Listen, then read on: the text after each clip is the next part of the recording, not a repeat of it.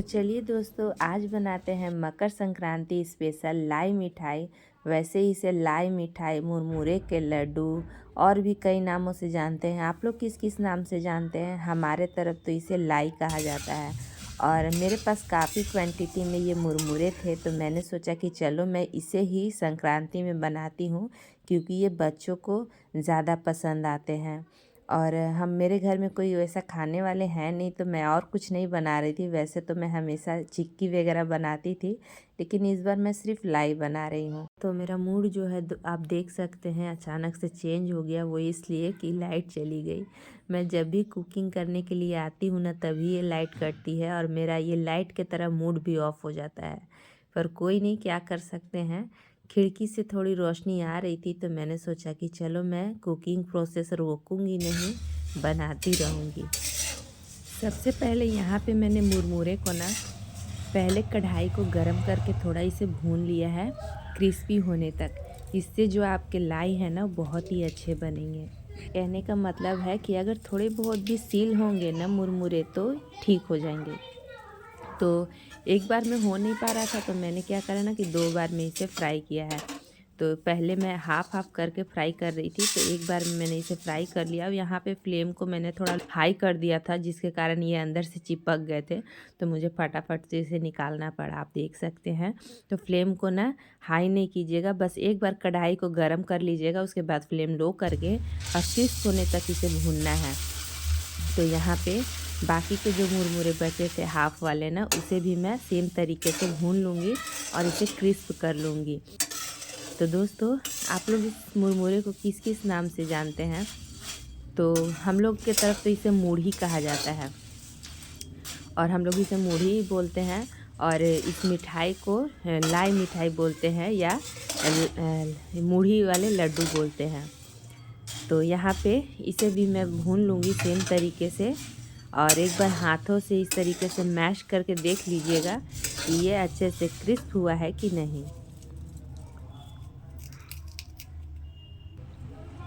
तो आप आवाज़ सुन सकते हैं, आपको पता चल रहा होगा कि ये कितना क्रिस्प हो गया है। तो आप देख सकते हैं ये मैश हो जा रहा है। अब मैं क्या करूँगी ना कि गैस को बंद कर दूँगी, और जो दोनों मुरमुरे थे ना, मैंने जो फ्राई करके पहले रखे थे, दोनों को एक साथ कर दूँगी इसी कढ़ाई में। इसलिए ना, क्योंकि ये जो कढ़ाई है ना काफ़ी गर्म है, तो काफ़ी देर ये मतलब क्रिस्पी रहेंगे। मैं थोड़ा सा टेस्ट करके भी देख ले रही थी कि अच्छे से क्रिस्प हुआ है या नहीं। अब यहाँ पे इसे साइड में रखते हैं और चलिए दूसरी तैयारी करते हैं। तो थोड़ा सा क्लीनिंग ज़रूरी है, क्योंकि जब हम कुकिंग करते हैं ना, तो काफ़ी सारा फैल जाता है सामान इधर से उधर। अब जो हमारा काम है ना, वो हम इस मुरमुरे को एक बार नाप लेंगे।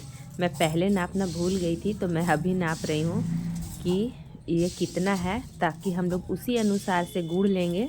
तो इस डब्बे से ना मेरा पूरे 3 डब्बा, और यहाँ थोड़ा सा और, मतलब 3.5 डब्बे के करीब मेरा मूढ़ी है। अब मैं गुड़ भी उसी अनुसार से लूँगी। नाप के अगर कोई चीज़ आप लीजिएगा ना, तो आपका सही बनेगा, कम या ज़्यादा नहीं होगा। तो कढ़ाई अभी भी गर्म ही था, तो मैंने उसी में उसे रख दिया है जब तक वो गर्म रहेगा। और यहाँ पे अब गुड़ ले लेंगे हम। तो यहाँ पे आद्रिका बहुत देर से रो रही थी कि मुझे खाने के लिए कुछ दो कुछ दो। अब ये गुड़ देखी ना, तो गुड़ मांग रही है, और मैं थोड़ा सा दे रही थी तो बोल रही है कि और दो, इतना थोड़ा सा नहीं चाहिए। और आपको तो पता है बच्चों को मीठा कितना पसंद आता है। यहाँ पे मैं दिखा रही हूँ आपको, ये जो गोले हैं ना गुड़ के, ये मैंने 2 लिए थे, लेकिन 2 में 1 डब्बा नहीं हो पाया था। मतलब 3.5 डब्बा अगर मेरा मुरमुरा है ना, तो मैं 1 डब्बा गुड़ लूँगी उससे। तो क्या हो गया ना कि यहाँ पे मैंने 2 गोले लिए थे गुड़ के, उसमें 1 डब्बा नहीं हो पाया था। मैंने 3 गोले लिए, तब जाके पूरा 1 डब्बा हुआ। तो आप खुद ही अंदाज़ा लगा लीजिएगा कि वज़न में ये कितना होगा। मतलब गुड़ का जो 3 गोला आता है, वज़न में कितना आता है।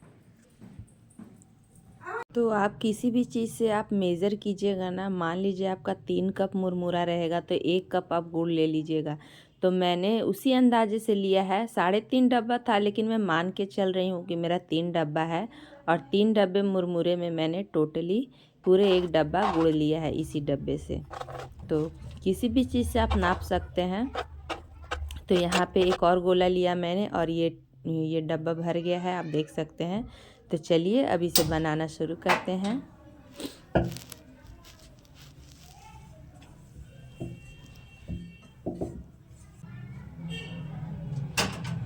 कढ़ाई को यहाँ गरम होने के लिए मैंने रख दिया है। अब कढ़ाई जैसे ही गरम हो जाएगा ना, हम इसमें सबसे पहले थोड़ा सा पानी डालेंगे। ज़्यादा पानी नहीं डालना है, हल्का डालना है ताकि गुड़ को हम लोग मेल्ट कर सकें। यहाँ पे गुड़ को हम मेल्ट करेंगे और ये धीरे धीरे पकना स्टार्ट होगा।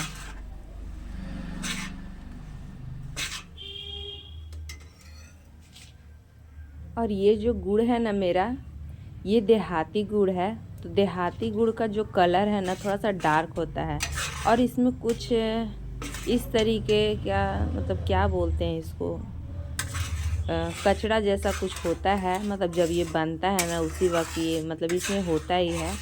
तो मैंने सोचा था कि शायद नहीं रहेगा, इसीलिए मैंने डायरेक्टली इसे ऐसे ही डाल दिया। लेकिन इसमें थोड़े बहुत रेशे जैसा कुछ था, तो मैंने इसे थोड़ा मेल्ट करके ना एक बार छान लिया। तो मुझे छानने की ज़रूरत पड़ी, हो सकता है आपको नहीं पड़ेगी। तो छान के मैंने वापस से उसी कढ़ाई में मेल्टेड गुड़ को रख दिया है, डाल दिया है। अब हम इसे पकाएंगे। तो इसे पकने का प्रोसेस थोड़ा लॉन्ग होता है। हमें इसे तब तक पकाना पड़ता है ना जब तक ये पूरी स्टिकी सा ना हो जाए। और आप देख सकते हैं इसमें कितने कचड़े निकले। मैंने ऐसे ही डाल दिया था, मैं छानती नहीं तो पता नहीं कैसा बनता ये। तो बस इसे कंटिन्यूअसली चलाते हुए हमें पकाना है और फ्लेम को मीडियम ही रखिएगा और इसे चलाते रहिएगा, छोड़ना नहीं है। अगर आपने इसे छोड़ दिया ना तो हो सकता है ये गुड़ है जो जल सकता है। ये हुआ है कि नहीं, इसे कैसे चेक करेंगे, चलिए मैं आपको दिखाती हूँ। एक कटोरी में पानी ले लेंगे और इस तरीके से इसे डालेंगे और इस तरीके से हम इसे देखेंगे। आप देख सकते हैं ये आपस में जुट नहीं रहे हैं, तो समझिए कि अभी नहीं हुआ है। अभी गुड़ तैयार हमारा नहीं हुआ है। अभी इसे वापस से मैंने कुछ देर और पकाया, तो मैं वापस से इसे चेक कर रही हूँ। तो फ्रेंड्स, मैंने यहाँ पे कोई टाइमिंग नहीं देखी थी कि मैंने इसे कितना देर पकाया है, इसलिए मैं आपको टाइम नहीं बता सकती हूँ कि मुझे कितना समय लगा। बस आपको ये देखना है ना कि गुड़ इस तरीके से आपस में जुटने लगे ना, एकदम चॉकलेट की तरह बन जाए, तो आप समझ जाना कि आपका जो गुड़ है ना वो तैयार है। आप देख सकते हैं ये आपस में कैसे जुट गए। बिल्कुल ऐसा ही हो जाएगा ना तो आप समझ जाइएगा कि आपका गुड़ जो है वो तैयार है। अब आपको इसमें मूढ़ी डालना है।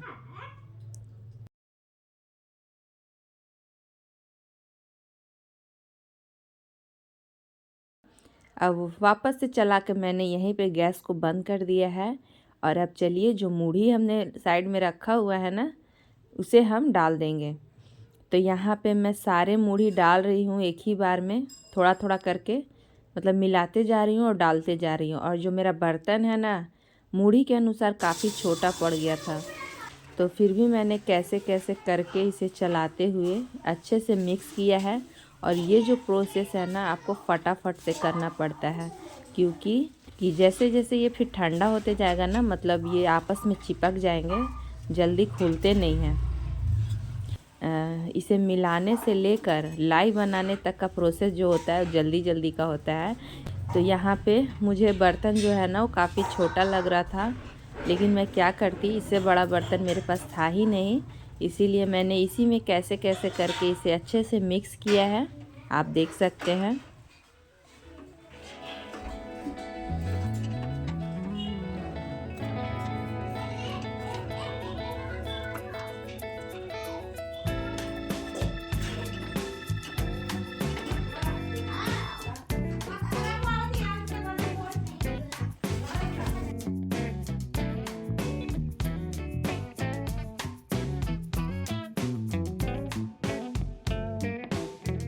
तो देखिए दोस्तों, मैंने इसे अच्छे से मिक्स कर लिया है।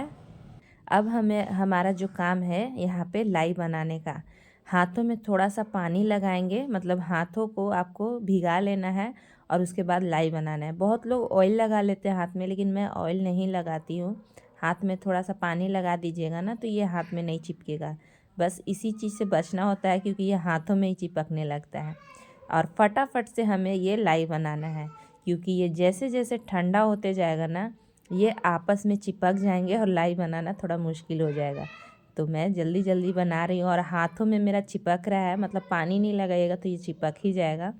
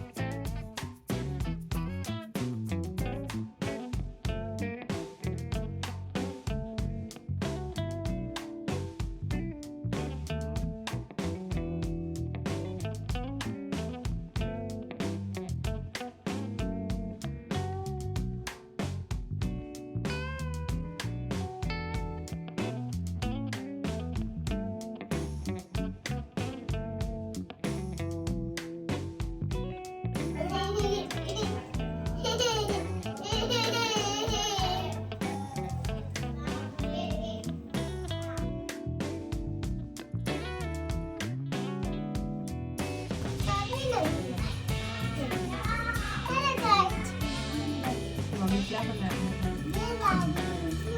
इसका नाम क्या है? क्या नाम क्या है?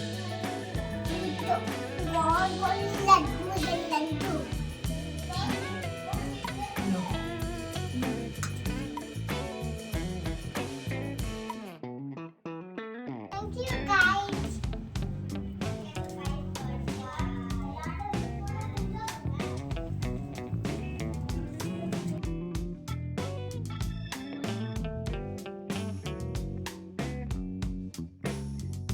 दोस्तों, जैसा कि मैंने आपको बताया था वही हुआ। मैं जल्दी जल्दी नहीं कर पाई, क्योंकि मैं अकेले पड़ गई थी। अगर एक दो लोग हो ना तो ये जल्दी जल्दी हो जाता है। तो यहाँ पे सारे ही मुरमुरे थे ना जो आपस में चिपक गए थे, तो मुझे वापस से गैस ऑन करके इसे हल्का सा गर्म करना पड़ा। ये जैसे ही हल्का सा गर्म हुआ ना, ये वापस से खुल गए। तो आप देख सकते हैं मैंने थोड़ा सा इसे इस तरीके से चलाकर सारे मुरमुरे को आपस में खोल दिए। अब मैं वापस से इसके फटाफट से लड्डू बनाऊंगी। इस बार मैं फेल नहीं होंगी, फटाफट से बना लूँगी। और यहाँ पे आद्रिका और आराध्या दोनों ही एक एक लड्डू लेकर चले भी गए खाने। उन लोगों को बहुत पसंद है ये। आराध्या के कुछ दोस्त भी आए थे, मैंने कहा कि उन लोगों को भी दे दो, तो वो दे रही थी। तो यहाँ पे आप देख सकते हैं मैंने सारे ही लड्डू बनाकर रेडी कर लिए हैं। तो तैयार है मेरा संक्रांति में ये प्यारा प्यारा मुरमुरे का लड्डू। आप लोगों को कैसा लगता है ये मुझे कमेंट्स में ज़रूर बताइएगा। वैसे ये है तो मुरमुरे का, लेकिन सच में खाने में बहुत टेस्टी लगता है। तो आप सभी को मेरे तरफ से हैप्पी मकर संक्रांति। और ये लड्डू देख लीजिए, मैं आपको सामने से भी दिखा दे रही हूँ और एक तोड़ के भी मैं आपको दिखा दूँगी। बहुत ही अच्छे बने थे और ये काफ़ी सारे बन गए। अब मैं इसे थोड़े दिन के लिए स्टोर करके भी रख दूँगी, क्योंकि ये कुछ दिन चलेंगे भी। तो यहाँ पे आप देख सकते हैं कितना अच्छा बना है और एकदम क्रिस्पी बना है। दोस्तों, अभी जाइएगा नहीं, मुझे अभी आपको और भी कुछ दिखाना है। अभी रुकिए, मुझे और भी कुछ आपको दिखाना है। ये देख लीजिए, ये है चूड़ा, तिलकुट, गुड़, दही। ये मेरे मायके से आया हुआ है और हमारे तरफ ना संक्रांति में ये आता ही है मायके से। क्या आप लोगों की तरफ भी ऐसा होता है? मतलब ये एक तरीके का रस्म है जो बहुत पहले से चलता आ रहा है कि लड़की के मायके से चूड़ा और तिलकुट और गुड़ आता है। तो मेरे मायके से भी आया है। वैसे ये कुछ खास नहीं है और बहुत ज़्यादा भी नहीं है, लेकिन हाँ, इसमें खुशी बहुत ही ज़्यादा है। एक फीलिंग्स है, एक एहसास है, मतलब इसको जताया नहीं जा सकता है, जो कि हर लड़की महसूस कर सकती है इस चीज़ को। तो बस इतना में ही एक लड़की बहुत ज़्यादा खुश हो जाती है।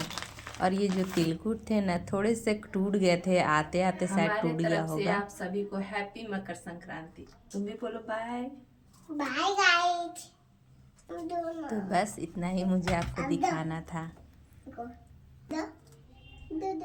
तो मेरे मुरमुरे के लड्डू बहुत अच्छे बने थे, मैं भी थोड़ा टेस्ट कर लेती हूँ। तो मिलती हूँ दोस्तों नेक्स्ट ब्लॉग में, तब तक के लिए बाय बाय, टेक केयर।